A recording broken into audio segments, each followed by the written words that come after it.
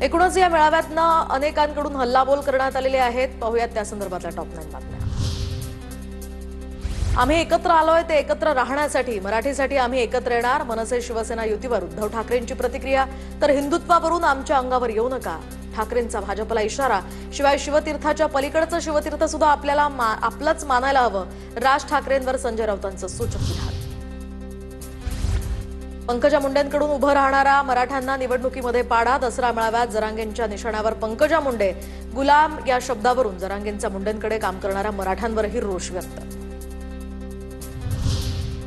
रक्तबीजासारखा जातीयवादाचा राक्षस आता जन्माला आलाय, तर हा राक्षस नेस्तनाबूत करण्याची शक्ती मिळावी। पंकजा मुंडेंचं दुर्गादेवीच्या चरणी साकडं।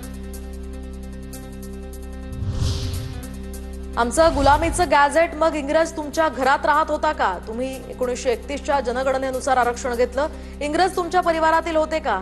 मनोज जरांगेंचं पंकजा मुंडेंना उत्तर। ओबीसींचा कट ऑफ 485 तर ईडब्ल्यूएसचा कट ऑफ 450 आहे। कुणाला फसवताय? काही जणांना खुर्ची मिळवण्यासाठी ओबीसींमधनं आरक्षण हवंय। मराठा आरक्षणावर धनंजय मुंडेंची टीका। 2 वर्षात सर्व मराठा आरक्षणात या ठिकाणी घातला। जीआर घेऊन मराठ्यांनी लढाई जिंकली। मी आता थोड्या दिवसांचा पाहुणा। दसरा मेळाव्यामध्ये मनोज जरांगे भाऊक। 2 घास कमी खावा पण स्वाभिमानानं राहा, गुंड पाळू नका। भगवान भक्तिगडावरील दसरा मेळाव्यामध्ये पंकजा मुंडेंचं सूचक वक्तव्य।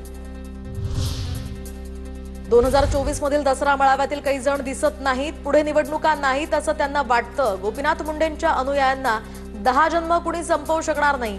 धनंजय मुंडेंचा सुरेश धसांवर निशाणा। दसरा मेळाव्याच्या माध्यमातून पंकजा मुंडे आणि धनंजय मुंडेंकडून जोरदार शक्ती प्रदर्शन। भगवान भक्तिगडावरील पंकजा मुंडेंच्या मेळाव्याला मोठ्या प्रमाणात गर्दी। पंकजा मुंडेंच्या मेळाव्यात वाल्मिक कराडचेही फोटो झळकले।